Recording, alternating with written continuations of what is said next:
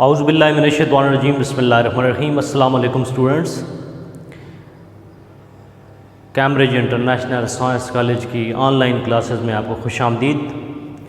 آج کلاس 7 کے lecture number 5 کے ساتھ آپ کی خدمت میں تنویر عباس حاضر ہے، اور آج ہم نے جو سوال پہلے ہم پڑھ رہے تھے، وادی سندھ کا جو سماجی ڈھانچہ تھا وہ کس طریقے سے تھا، اور اس کا دوسرا جو پارٹ تھا وہ تھا وادی سندھ کے لوگوں کا جو عقیدہ تھا، مذہبی ان عقائد تھے وہ کیا تھے، اس حوالے سے آج ہم نے بات کرنی ہے۔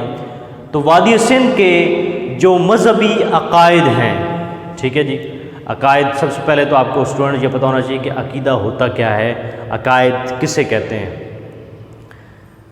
عقیدہ پختہ جو چیز ہوتی ہے، یعنی آپ کی زبان سے بھی آپ اقرار کریں اور دل سے اس بات کو تسلیم کریں، ٹھیک ہے جی، اقرار باللسان و تصدیق بالقلب، جب یہ آپ کر لیتے ہیں کسی بھی چیز پہ، ٹھیک ہے، تو وہ آپ کا عقیدہ بن جاتا ہے۔ جس طریقے سے آپ کہتے ہیں کہ اللہ ایک ہے، ٹھیک ہے جی، اور وہی قدرت رکھنے والا ہے، وہی سب کا پروردگار ہے، وہ یا حی یا قیوم ہے، ہمیشہ رہنے والا ہے، وہ مالک ہے، یہ آپ کا عقیدہ ہے اللہ کے حوالے سے۔ اسی طریقے سے ہر مذہب کے اندر اس کے پیروکاروں کے عقائد ہوتے ہیں۔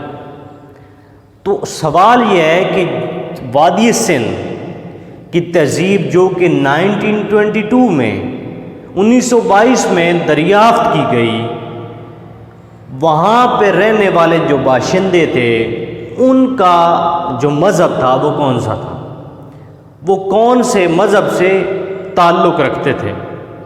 تو سب سے پہلے یہ سمجھ لیں کہ وادی سندھ کی جو کھدائی ہے اس کے دوران کسی بھی تحریر سے یہ اندازہ لگانا مشکل ہے کہ وہ کس مذہب سے تعلق رکھتے تھے۔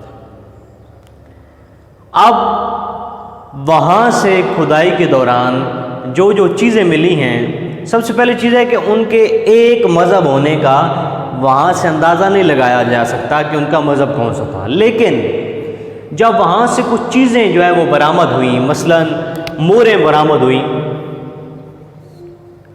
اور موروں کے اوپر کیا تھا، دیوی اور دیوتا جو ہوتے ہیں، دیوی اور دیوتاؤں کی تصاویر، ان دونوں کی تصاویر نمایاں تھی۔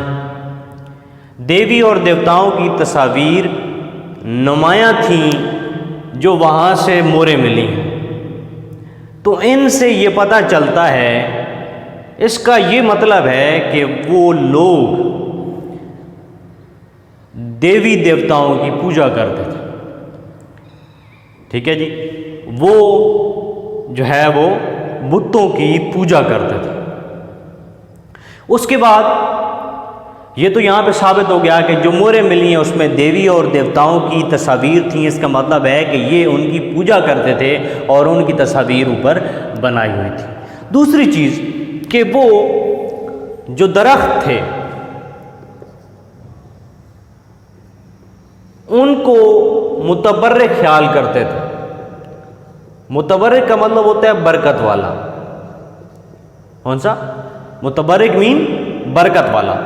وہ اس کو برکت والا خیال کرتے اور اسی خیال کی غرض سے وہ کیا کرتے تھے، اس کی پوجا کرتے تھے۔ جس طرح آپ کو پتہ ہے کہ لوگ ستاروں کی، چاند کی، مختلف جو اس دنیا میں چیزیں ہیں تو ان کی پوجا کرتے ہیں، تو اسی طریقے سے جو ہے وہ درخت کو متبرک خیال کرتے، اور متبرک کا مطلب ہوتا ہے برکت والا، اور اسی غرض سے وہ اس کی پوجا کرتے تھے کہ ہم جب پوجا کریں گے تو ہماری جو مرادیں ہیں وہ پوری ہوں گی، ٹھیک ہے جی۔ اور اس کے علاوہ جو تیسری چیز ہے جس کی وہ پوجا کیا کرتے تھے وہ تھے حیوان، چوپائے، ٹھیک ہے جی۔ جو حیوان ہیں ان کی پوجا کے آثار بھی ملے ہیں کہ وہ حیوانوں کی پوجا کیا کرتے تھے، اور ان حیوانوں میں جو جانور شامل تھے وہ کون کون سے ہیں جی؟ سب سے پہلے ہے بیل، بیل کے بعد ہے گینڈا اور شیر،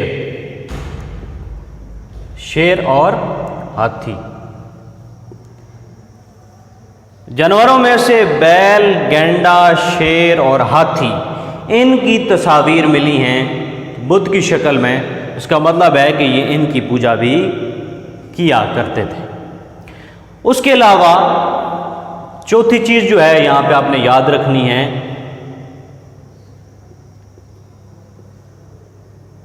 بت جو ہے وہ کس چیز سے بنائے جاتے تھے؟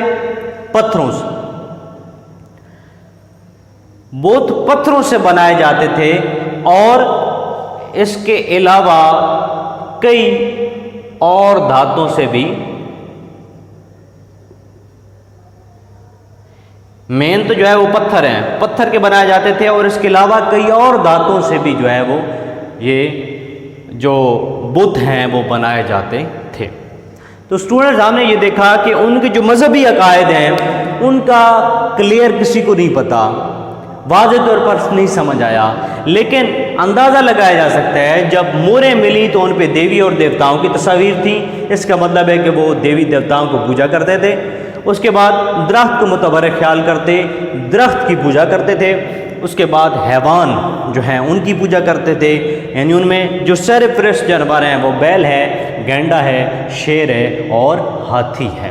اس کے علاوہ جو چوتھا پوائنٹ آپ نے لکھنا ہے کہ جو بت بنائے جاتے تھے وہ پتھروں سے بنائے جاتے تھے، بت پتھروں سے بنائے جاتے تھے، اور اس کے علاوہ کم تعداد میں، یعنی پتھروں میں زیادہ ملے ہیں، اور جو اور بھی ملے ہیں ان میں جو ہے وہ کئی دھاتیں استعمال ہوئی ہیں، کئی دھاتوں سے بھی بت جو ہے وہ تراشے گئے ہیں، بنائے گئے ہیں۔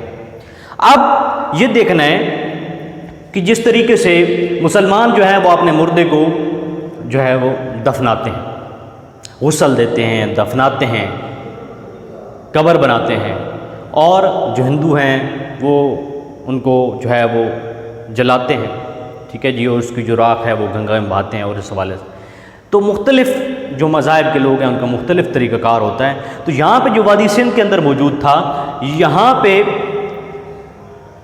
پانچویں چیز جو آپ نے لکھی ہے قبرستان۔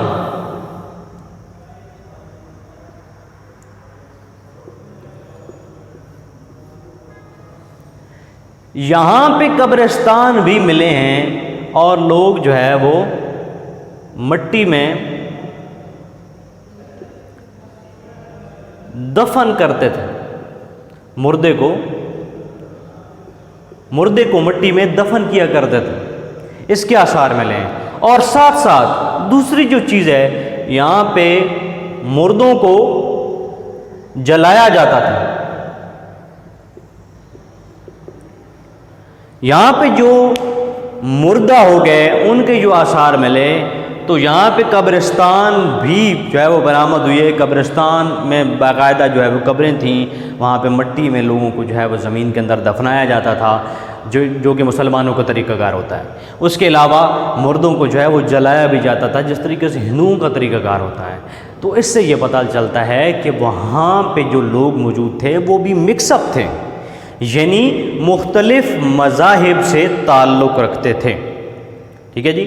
یہاں پہ مختلف چیزوں کی پوجا کرنے والے، دیوی دیوتاؤں کی، حیوانات کی پوجا کرنے والے، اس کے بعد جو ہے وہ درخت کی پوجا کرنے والے، اور اس کے علاوہ جو آثار ملے یعنی دفن کیا جاتا تھا، اس کا مطلب ہے کہ وہاں مسلمان بھی رہا کرتے تھے، اور وہاں پہ مردوں کو جلاتے تھے، اس کا مطلب ہے وہاں پہ ہندو بھی رہا کرتے تھے، یعنی وہاں پر مختلف لوگ، مذاہب سے تعلق رکھنے والے لوگ رہا کرتے تھے۔ تو یہ تھا اسٹوڈنٹس آپ کا دوسرا جو پارٹ تھا اس سوال کا، اور انشاءاللہ تعالی نیکسٹ ویڈیو میں آپ کو اگلا سوال جو ہے وہ بتایا جائے گا۔ تب تک کے لیے اجازت، تھینک یو ویری مچ، اللہ حافظ۔